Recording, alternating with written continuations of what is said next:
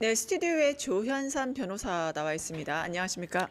네, 안녕하세요. 조현삼입니다. 네, 반갑습니다. 지금 내란 특검 결국에 180일 만에 결과를 발표했습니다. 전체적인 진행 상황 어떻게 평가하세요?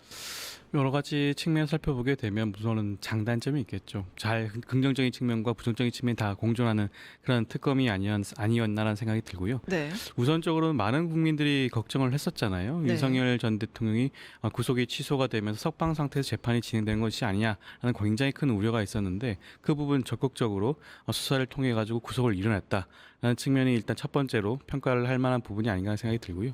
그리고 추가적으로 김영현 전 국방부 장관에 대한 구속을 연장시켰다는 점이라든가 그리고 12.3 내란이 발생한 시점이 왜 그 시점에 미국 대선 직후에 했다라는 그런 측면을 밝혔다는 점이라든가 아니면 다수의 그런 국무위원들을 이 CCTV 영상을 통해 가지고 적극적으로 이번 12.3 내란에 동조했다, 가담했다라는 측면을 잘 밝혀냈다는 측면이라든가 여러 가지 측면에서는 충분히 평가할 수 있는 만한 그런 부분이 있다고 보여지는 것이고요.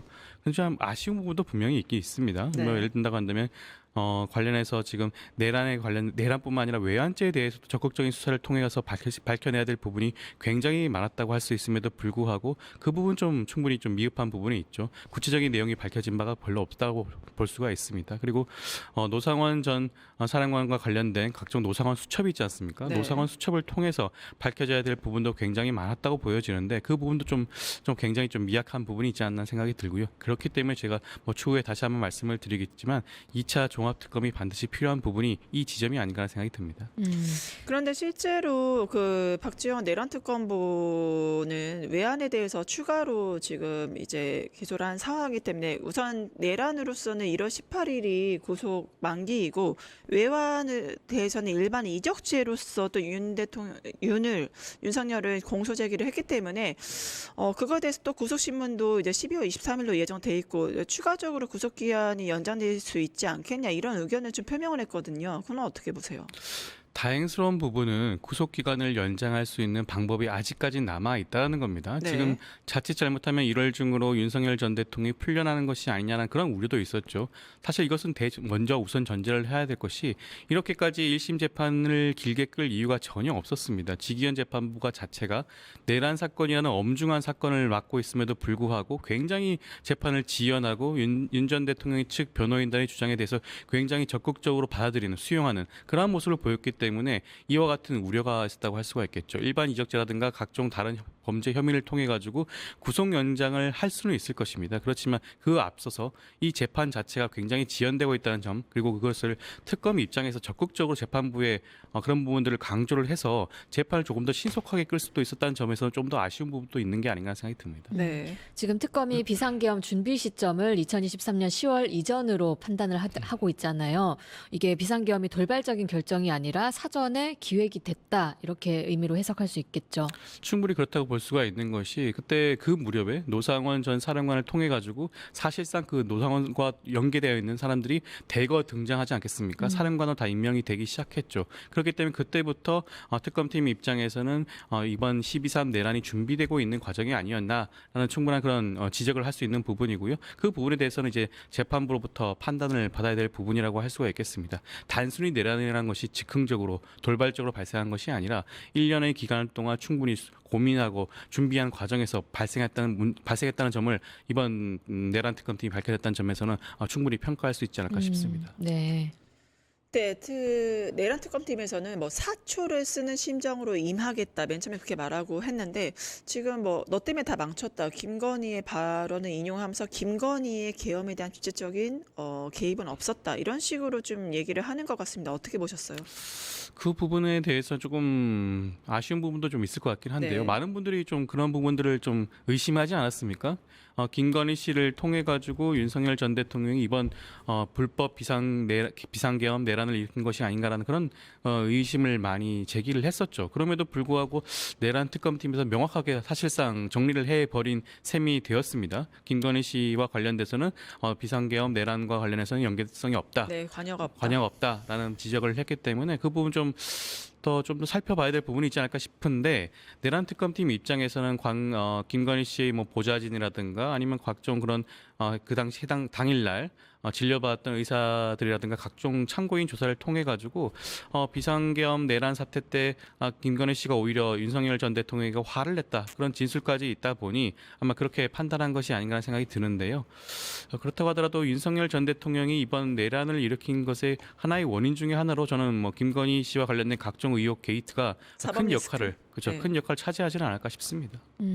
이번에 내란 특검팀이 조희대 대법원장 그리고 지기현 부장판사 관련해서는 불기소로 종결을 했잖아요. 이번에 이 사법부 고위 인사들에 대한 판단은 좀 어떻게 평가하세요? 그 부분도 사실 좀 지적하고 싶은 부분인데요. 제가 계속 부정적인 말씀만 계속 드리는 것 같은데 재판부뿐만 아닙니다. 이번에 검찰도 마찬가지였어요. 박성재 전 장관이라든가 아니면 심우정 전 검찰총장이라든가 사실 검찰과 법원 단계에서 이번 내란과 직접적으로 연계되어 있거나 내란을 사실상 동조하거나 옹호하는 그런 분위기가 굉장히 강했음에도 불구하고 그 부분에 대해서 제대로 된 판단이 이루어지지 않았다라는 것이 생각이 들 수밖에 없을 것 같고요. 사실 지기현 재판부 앞서도 말씀을 드렸지만 이번 내란 사건에 대해서 굉장히 재판을 지연하면서 심지어 윤석열 전 대통령을 구속 취소시키는 그런 결정까지 하지 않았습니까? 네. 여러 면에서 이번 사법부 조희대 사법부에 대해서 이번 내란 특검팀이 집중적으로 살펴봐서 그 부분에 혐의점이 있다면 그 부분 분명히 이번 기소를 한다라든가 여러 가지 진척 사항이 있었어야 함에도 불구하고 혐의 없음 결정을 내렸다는 측면에서 좀 아쉬운 부분도 있지 않을까 싶습니다. 네. 네, 특히 계엄을 야기했던 노상원에 대해서 그 내란 특검 바로 2년 징역 2년이 선고됐는데 이거를 우리가 드디어 단죄가 시작됐다 이렇게 해석하면 될까요?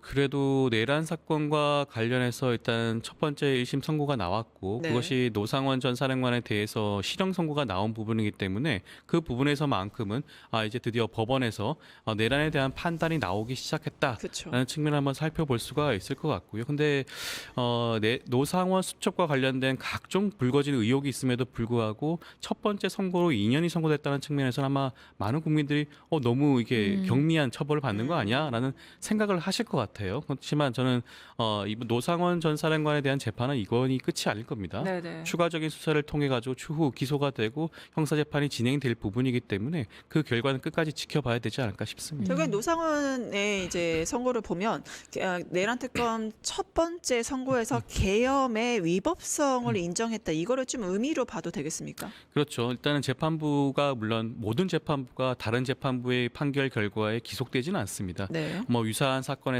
재판부마다 다른 판단을 하는 경우가 왕왕 있긴 하죠. 그렇기 때문에 단정적으로 이번 노상원 형사재판부에서 계엄의 위법성을 지정을 했으니 모든 재판부에서 그럴 것이다라고 단정할 수는 없는 건 사실이지만 네. 그렇지만 첫 번째 판단이 나왔다는 측면에서 굉장히 중요하다고 보여지는 것이고요. 일단 법원의 입장에서는 이번 계엄이 얼마나 불법과 위헌성을 가지고 있는지를 확인했다. 그리고 아마 이 결과는 다른 재판부에도 일정 부분 영향을 미칠 수밖에 없는 부분이 분명히 있을 것으로 보여지는 것이고요. 사실 노상원 전 사령관 재판뿐만 아니라 더욱더 중요한 것은 윤석열 전 대통령에 대한 재판 아니겠습니까? 아마 그 과정에 아마 이 부분을 참고하지 않을 수가 없을 것 같습니다. 네, 노상원의 선고를 보면 윤석열의 형량이 좀 보일 것 같은데 어떻게 보세요? 이거는 윤석열 전 대통령의 경우에는 이건 더 이상 감형의 여지가 없는 선도가 아닌가 저는 생각이 들어요. 아시다시피 내란 우두머리죄, 내란 수괴의 경우에는 사형 아니면 무기징역밖에 없습니다. 그렇기 때문에 아마 1심 재판부에서는 이 부분에 대해서는 아마 엄정한 판단을 내야 될 것으로 보여지고요. 다소 우려되는 지점은 그 재판부가 지기현 재판부이기 때문에 여러 가지 사정을 통해 가지고 감형의 여지가 있지 않을까라는 부분이 좀 우려스러운 부분이긴 한데요. 하지만 정상적인 재판부라고 한다면 저는 이 부분에 대해서는 사형 아니면 무기징역 둘 중에 하나는 선택을 해야 되지 않을까 싶습니다. 네. 지금 민주당이 2차 종합특검 검토 중에 있는데요. 많은 분들이 필요하다라고 아마 공감하고 계실 텐데 법률적으로나 현실적으로 이게 좀 가능한지 필요한 부분인지 어떻게 보세요?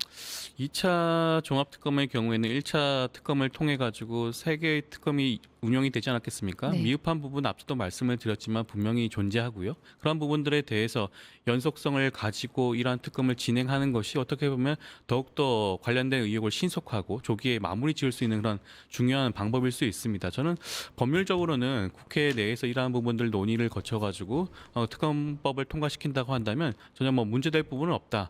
단지 걱정이 되는 부분은 아무래도 3개 특검을 운영을 하면서 어떻게 보면 특검이 좀 장기간 진행되고 있는 것이 아니냐라는 그런 일각의 우려가 있을 수 있고요.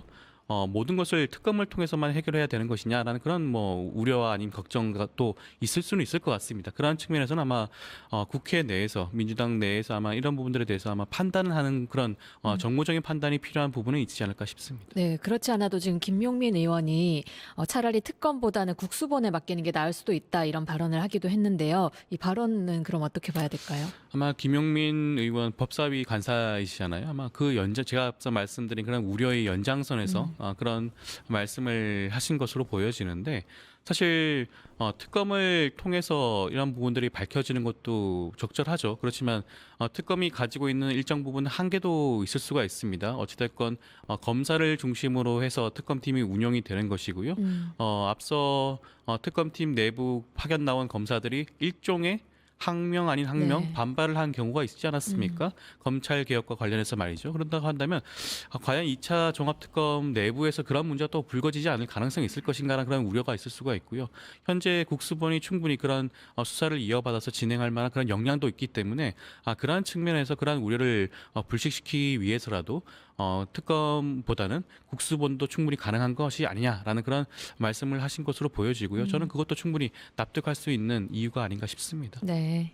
네, 아마 시간 관계상 마지막 질문이 될 것 같은데요. 국민의힘과 개혁신당 오랜만에 힘을 합쳤습니다. 통일교 특검을 지금 추진을 하고 있고 여기에 대해서 민주당은 통일교 특검 절대 수용 불가다 이런 입장인데 마지막 어떻게 보셨어요?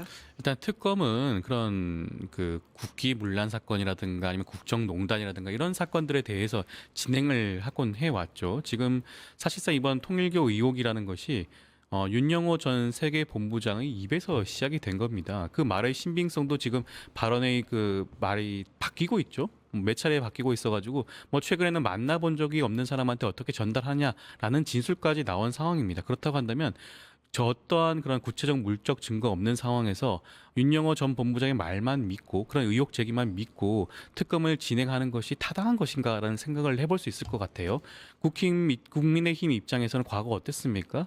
내란 사건이 발생했을 때 김건희 씨와 관련된 각종 의혹이 발생했을 때 최혜병 사망과 관련된 외압 의혹이 있었을 때 그때도 특검 도입을 반대했지 않습니까? 그렇죠. 그런데 윤영호 전 본부장의 말만 믿고 특검을 하자는 것 자체가 앞뒤가 전혀 맞지 않는 말이라고 하겠고요. 저는 국수본이 지금 닷새 만에 이첩받은 지 닷새 만에 각종 강제 수사를 진행을 하고 있는 것으로 봤을 때는 네. 아마 굉장한 수사 의지가 있는 것으로 보여지고요. 신속하게 사건을 마무리하기 위해서라도 국수본 수사를 통해서 그 사건 결과를 지켜보는 게 맞지 않을까 싶습니다.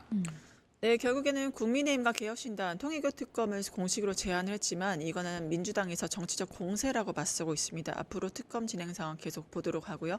지금까지 조현삼 변호사님과 함께했습니다. 함께해 주신 변호사님 감사합니다. 네, 감사합니다. 맞습니다.